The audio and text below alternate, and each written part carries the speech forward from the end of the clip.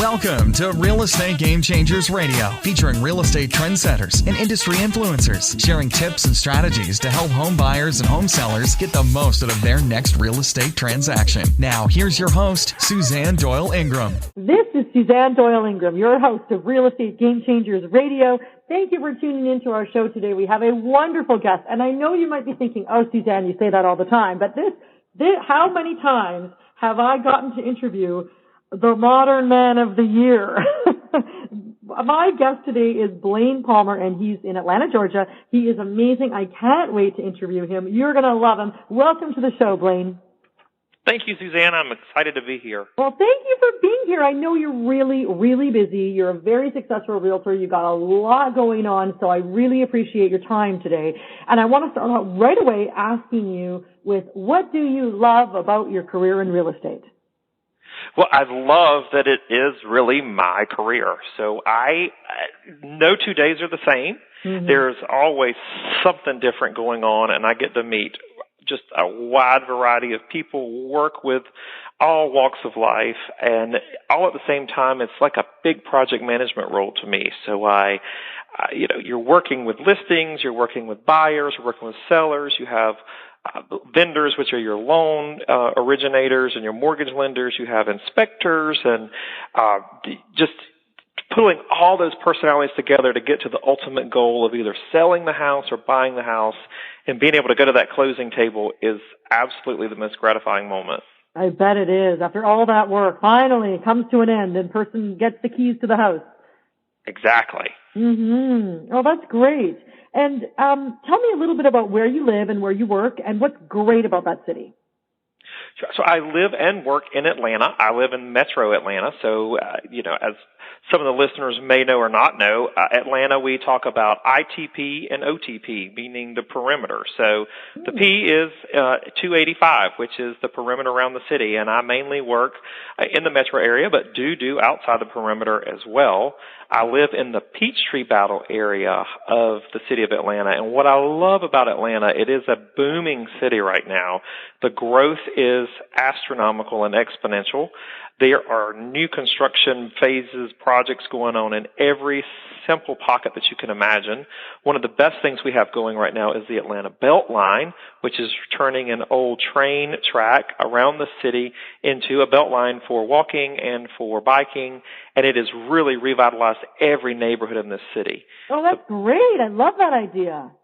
Yeah, it has absolutely opened the possibilities to revitalization of some areas, and some pockets of Atlanta that were never very popular have become very urbanized, and the values that you're seeing quadruple in a year or 2 years are amazing. It's just people are able to get in at a nice level right now, or if they've been in a place where the Beltline's been, they're able to sell for a very nice profit. Oh, that's fantastic. I've been to Atlanta a couple of times for conferences, and I have to say, I think people from Atlanta are so nice. And it's just, maybe it's the Southern hospitality, but they're extremely well-mannered and very, very kind. Every single person I interacted with in the hotels and the restaurants and everything were just lovely people. It's a great place to live, I think. Yes, it is. You're exactly right. It's so nice, and it's becoming such a melting pot for international buyers right now that they're attracted to that type of socialness and acceptance. Yeah, it's a great place. And I think that Beltline sounds really interesting. I really was mostly downtown, I think on Peachtree Avenue when I was there, but I just love it. Tell me a little bit about the weather, just because you don't have snow right now, right? We don't. So actually today is probably the high is around 68 degrees, and there's a nice little breeze. So wow. For the time nice of year, weather. it's crazy. If snow comes, it is, as most would remember, we called it Snowmageddon and the Snowpocalypse. So the funny thing is I actually used those two events on Facebook and my social media, and people had been snowed into their houses for 2, 3, 4 days. And so I said, if you're having cabin fever, is it time for a new house? And believe it or not, I got several house listings out of that because people wanted to move up. Oh my goodness, that's so funny. Wow. So it rarely ever snows. Rarely. If it does, when it rains in Atlanta, everybody checks their brain to the passenger seat, and it just becomes a very, very chaotic day for Even in the rain? The interstate. Even in the rain. Oh my goodness! Yeah, they're not used to it. Oh my goodness, that's so funny. Well, I just think it's a great place to live, and just so beautiful. So tell me a little bit about getting back to real estate. Who do you love working with? With clients, I love working with. It's a hard question for me, because for me there's no one perfect client. It's what do you take away at the end of the day from every single client that makes the perfect day? Because there are little pieces from everybody that really make that happen. So in a given day, you may be working with someone who is downsizing, or someone who is helping their parents move to an assisted living, and they're selling their childhood home, or you're helping a newlywed couple who they're buying a new home, or somebody who's just had a child and they're moving up. Or it's just, for me, the dynamics of being in the moment with who that client is right then. I do have a soft spot in my heart to help those that are helping parents transition to a different role in their life, and downsizing or selling that family home, because there's so much that needs to go into that, as far as emotions go, as well as just tactically doing the work to get it done, because these people are usually also working, and you're having to transition people into a whole new life. And that's one client that I really do enjoy working with. Yeah, I guess the life stages all are very different, but they all have an emotional component to them. They do, and I think that when you to be successful, you really have to look at your emotional intelligence level, and self-awareness, and listening skills become huge, as well as in those are the nonverbal cues. But to try to put yourself in those people's shoes, if you've never been in them, and try to understand, if you can, the best those emotions, because it's an emotional sell to begin with anyway, or buy at any stage of life. But to try to harness that in through negotiations sometimes can be quite tough. Yeah. Well, I know when we always research our guests before they come on the show, I know that you do have a degree in psychology, so that must come in handy. Yeah, I never thought it would, but I laugh. It does. Yeah, because you have to be able to, understand where someone's coming from and really listen to what they need and what they want. Exactly. And a lot of times people, they're telling you what they need and what they want, but you have to really listen very carefully, because what they're telling you is really not what they're telling you. So it's, sometimes it's that realization moment that is the most gratifying as well. Yeah, that makes sense. So let's talk about your career prior to becoming a realtor, because I very rarely ever meet anyone who's went out straight out of high school to a realtor. So What were you doing before real estate? So before real estate, I was in Fortune 100 companies as a pharmaceutical sales rep, which, taught me great business knowledge and how to run a territory, and called on physicians with diabetes care product line and cardiovascular product line.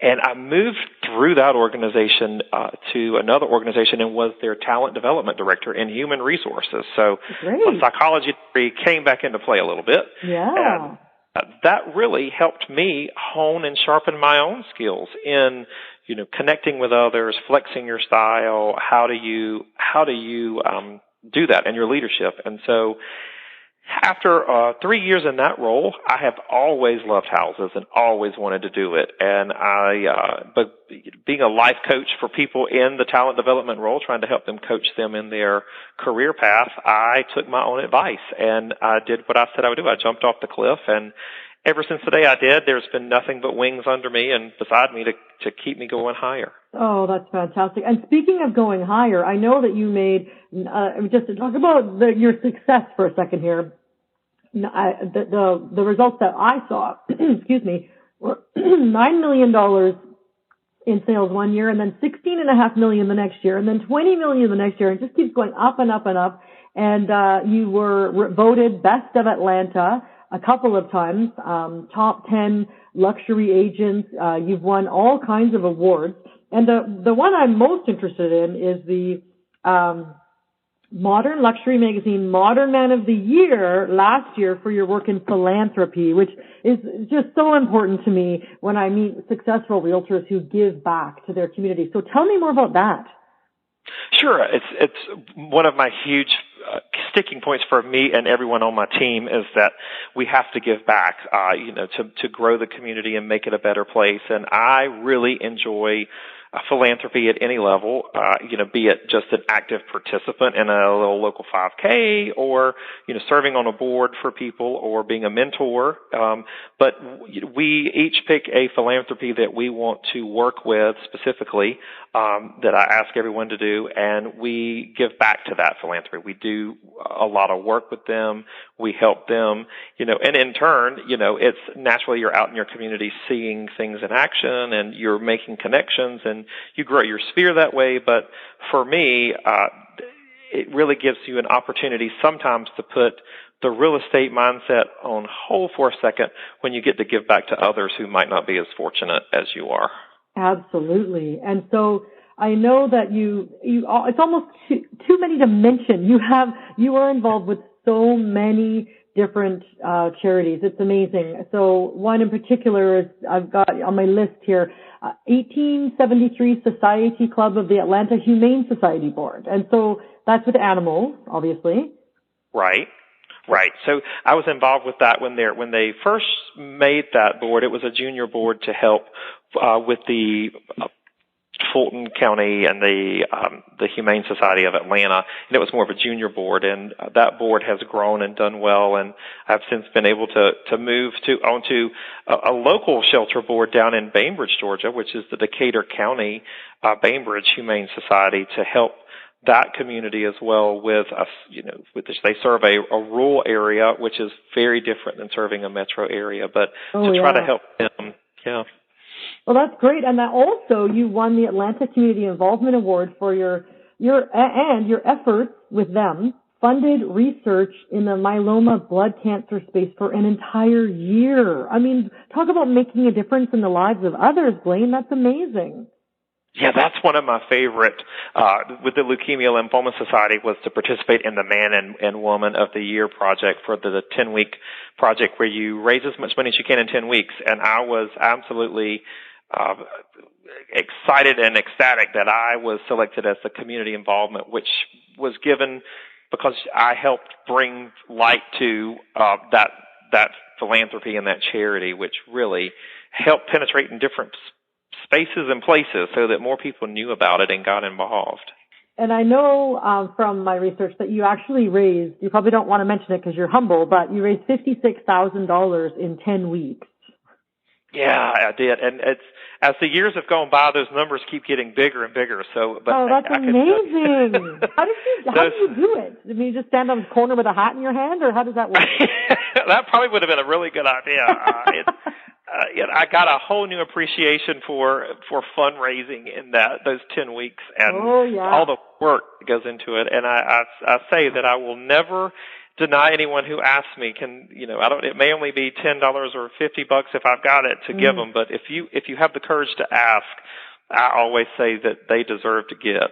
Yes, I totally believe that too. And all my neighbors, with kids, I say, anytime your school is having a raffle or, a chocolate sale or whatever it is, if your kid comes to my house, I will say yes. So tell them not to be afraid to go door to door because I'm a shoo-in.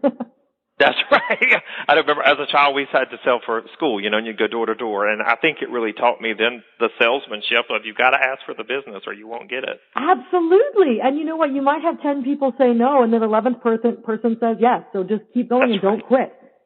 Exactly. Yeah, so true, so true. All right, so I'm getting off topic here because I'm so excited about your philanthropy. It's just amazing, everything that you've done. I just absolutely love it. But let's get back to real estate.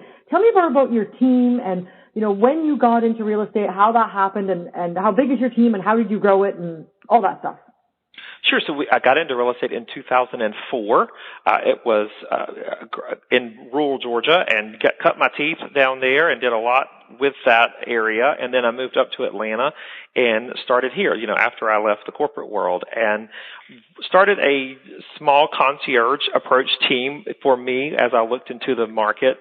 People want to sell their house or want to buy a house, but, to coordinate all the different processes and people that it takes to get to a closing, some people, it's just overwhelming. So I felt that was something that was missing. So I formed the Palmer Team and Associates, and Wilmot Irvin is on my team. He and I founded it together, and we were able to bring on several other people, and the latest is Andy Payne, who brings a wealth of sales experience as well. And the three of us right now round out the team, and we look to grow the team strategically in the future as we grow our business. But we want to give people the bandwidth that they deserve. So you as a buyer or seller, I always say you're my priority. My phone is always on. I never turn it off because we work all day, but so does everyone else. But they need to talk to us after hours usually. But for us, there are no hours. Absolutely. Yeah, you're on 24/7. And I love this idea of the word concierge. I think that's something that I would like. Just take care of me, It's very, people like, a boutique approach, a concierge approach, and we're able to offer that under the brand of Atlanta Fine Homes Sotheby's International Realty, which gives a distinctive brand, and so you really are shepherded through the whole process without having to feel like you're alone. Absolutely. And you do, I know I was looking on your website, some of the properties that you've recently sold, they are luxury and just beautiful. Some of them are amazing. We went on Sylvan Circle with a gorgeous backyard with a gorgeous pool. I mean, obviously you have professional photographers that take those photos too. We do. So that's one of my main focus is that when we have online presence or just in-person presence is that I make sure your house is going to be the best one that someone sees in that price point that day. It's going to be the one that they remember. We believe in professional photography. I just got off the phone actually with a drone video. We're going to begin doing drone video for our property so that people can understand what the neighborhood looks like and get an entire look at where that house is versus just a 25 slide whip kind of here are the 25 pictures, but more of an all-encompassing look, because we find people look at houses at night on their iPads at home and they call us and tell us what they want to go see. Oh yeah, that's absolutely true. And I think that their first impression is online. Yes. And if your online presence is not there, quickly. We offer, it's one of our approaches that we offer, which I absolutely love, is a report we send out weekly to our sellers if we have the house listed, and we can actually see how long someone stays on certain pictures. So we know which pictures resonate the most. So that way we can, and you can search our website by lifestyle. So if kitchen is your go-to, you can search by kitchen pictures first, or if the master suite or owner's retreat is what you want to look at first. So you can really coordinate how you look at houses, which is nice. Oh, that's amazing. I've never seen that on a real estate website that you can search by lifestyle. And are you talking about the Sotheby's Realty, which website should people go to if they want to look at that? Yes, it's at AtlantaFineHomes.com. Okay, AtlantaFineHomes.com. Okay, perfect. Oh, that's fantastic. I love that idea. So, tell me about when you get a new listing, what do you do to market the home? So the first thing is I always say we go slow to go fast. And a lot of times people don't really understand, because when they call you to the house and they want to list the house, they want it done right then. They're like, did you bring the sign today? And of course we can do that, but people do themselves a disservice when they do that. We understand people's timelines and goals. But what we like to do is to make sure that the house is in good repair, anything with that house needs to be 100% as much as it can be when we go to market. Yeah. So the marketing that we do, it really, the professional photography is absolutely a must. The drone videography now. We have social media. We're in the New York Times, the Wall Street Journal, the international presence we give it. We have a complete marketing plan that we give everyone with all the different sites we're on. Of recently, we've begun doing a lot of different work with vendors to target specific age groups and buyers. So, as people search online, they kind of start to know what their history is. So our listings can be put in front of those targeted people so that the right person sees the house at the right time, which is absolutely going very well. That's amazing. That's great. Wow. Yeah. It helps you sell the homes faster, that's for sure. It does, because, once we get the sign in the yard and we get the lockbox on the front door and the pictures up, that's when you can't just sit back and wait. And that's what we see a lot of people do is throw the sign up and put the lockbox on and put it on the MLS system and just wait for the offers to fly in. But that's when the real work starts, is to get that house sold in the best amount of time possible. Yeah, absolutely. There's so much marketing that goes into it, and it's changing all the time. You can't do the same things you did 20 years ago, that's for sure. Absolutely not. It's especially in the Atlanta market. The Atlanta market it's become unique in that our inventory is so low with homes for sale, and the buyers we have so many buyers that want to buy. So you really have to network with other agents, other high producing, top performing agents, to find out, what do you have coming soon? What do you have that you could get somebody to sell? And then you connect your buyers and sellers that way. Oh my gosh, that's so true. That network is so important, and it's not about looking on the MLS, because you've got to get it before it gets on the MLS. Exactly, yes, because there's so many buyers right now. By the time it hits MLS, if it's in a good area and it's priced right, it's going to be in a multiple offer scenario. Yeah, absolutely. So I don't know if this is putting you on the spot, but can you give me a story of someone that you helped? Sure.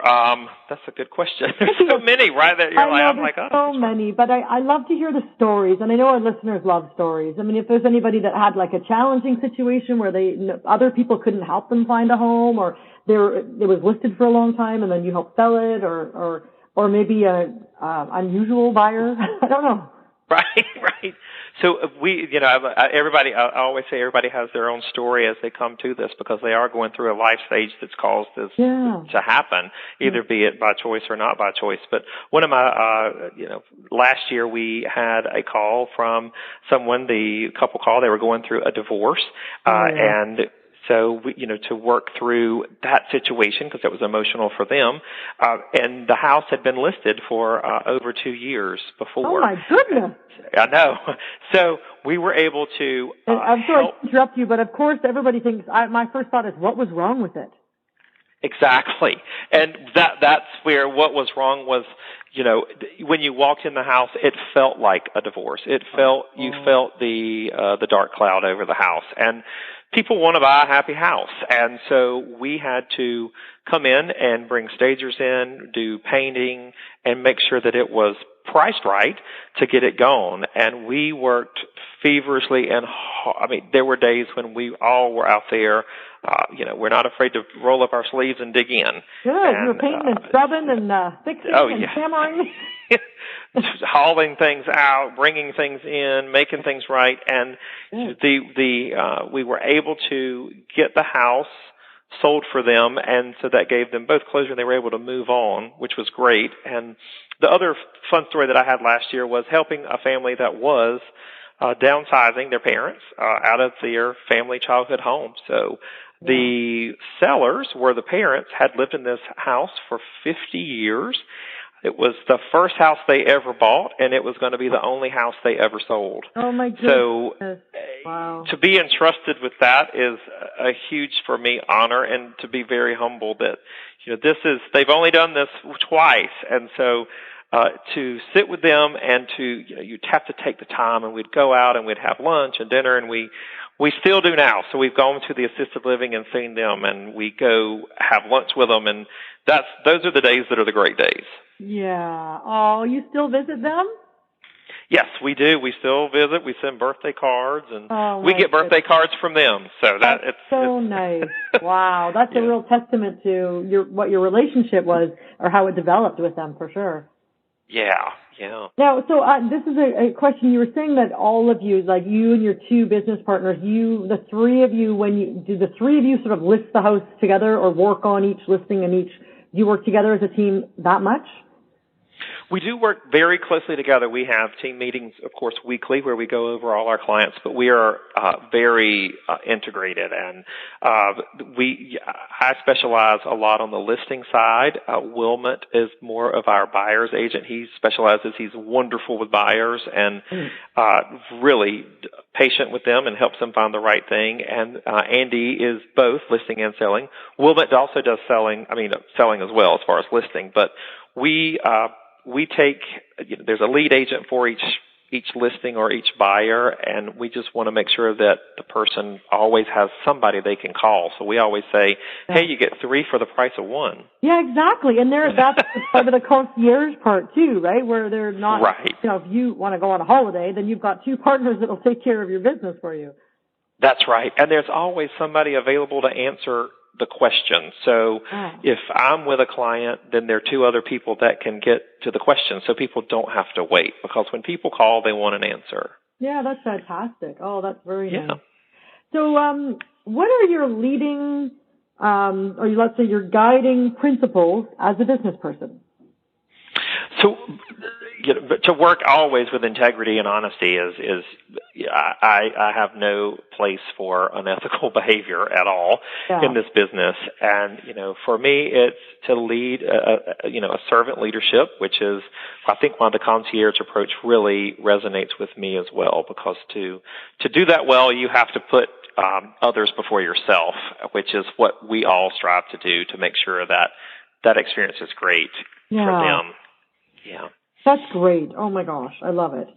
So, the name of the show is Real Estate Game Changers, and I know why I think you're a real estate game changer, but what makes you a real estate game changer, in your words? Well, I may need your answer, right?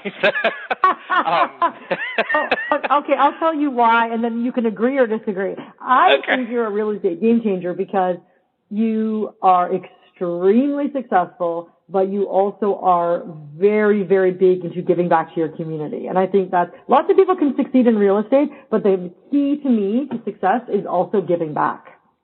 I like that. Yes, definitely. I think that I like that a lot, and it really is one of my guiding, principles, like you said. So I'd say definitely that, and the game changes every day in real estate. It's just a great name of a radio show. So it changes every day, and so I think you have to change every day, or you're not a game changer. If you don't change the way you're doing business and react quickly, which is something that I think we do with our new approach on social media and our new marketing and our investment into that. And to find out, like, their own videography. If you don't do that, then you're not changing your game, but the game's changing on you. And, I think it's interesting because I know most people know this, but you never know, a listener might not know this, but when you list a home, you, the listing agent, has to invest your own money into the marketing of that home. And so, it sounds like with the way you do it, it is a very costly investment for you to market someone's home, but obviously it's worth it because you have the results that show it. But if someone is thinking of listing, they really need to look at what that realtor will do for them, because that's all part of the team. They do. And, in this world of everybody wanting to save as much money as they can at the moment, there are discount brokerages that exist. And, I always warn people, you get what you pay for. And, the perception is there. So we do invest a lot of money on the front end to make sure, like we said, when our sign goes in the yard, it's going to be the house they remember and the house they want. And if that takes a little more on one than another, that's what we do. But, at the end, that keeps referrals coming back because we help people get the price they deserve and needed. No, that's great. And that's so true. It goes with so many other industries too, where, what you put in is what you're going to get out. And I think that's another thing that makes you a real estate game changer is the amount that you invest in marketing. And I had an interview with someone recently who was saying that, when you're looking for a realtor, I was asking him, what do you think people should look for in a realtor? And one of the things that he said was, you want to work with a successful realtor, not only because they have the experience and the knowledge, but because they're not desperate for a sale. Right. They have money that they can put into the marketing. And I thought, that's a very good point. Right. It's true. And they have the ability to do that and to think beyond, they're, like you said, they're not desperate. And, desperate things can change the way negotiations happen. If somebody's desperate, they may talk you into doing something that you might not want to necessarily do or feel like is your best interest. Exactly. And really, when you're comfortable and you're successful, and then you really can put the needs of your client first. And you don't even, I'm sure you don't even think about commissions. You think about serving and how many people you're serving. Exactly. My biggest thing is if anybody in this business puts themselves or thinks about how much is this going to get me or how much is this going to do for me before the client, then you've already failed yourself, to me, and the client. Yeah, it doesn't work that way. And it literally even on a sort of spiritual level, it doesn't work that way. Right, exactly. I agree completely. Mm-hmm. That's interesting. Well, I want to thank you so much for your time today. This was an absolutely fantastic interview. I would love to go on and on, but I know you're very busy. You probably have, I know you literally carved out like 40 minutes just for this interview today. So I really appreciate you taking the time. And I was wondering if you could tell our listeners how to get a hold of you. Absolutely, and thank you so much for your time. It was a blast to do this. Okay, good. I loved it. It was fun. So you can reach me, Blaine Palmer, at Atlanta Fine Homes International Realty. I'm in Atlanta, Georgia, and my cell phone, always on, is 229-400-3674.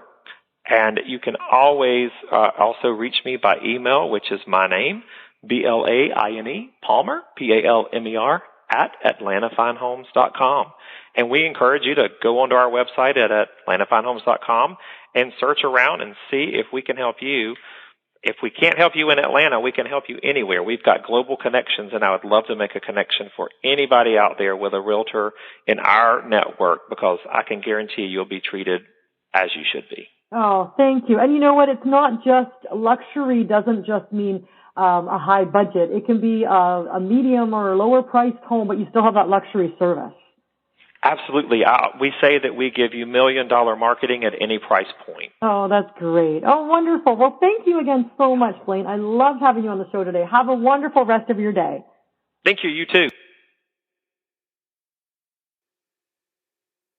This has been another episode of Real Estate Game Changers Radio with your host, Suzanne Doyle Ingram. To hear all episodes featuring our hand-picked real estate game changers, visit us online at www.realestategamechangersradio.com.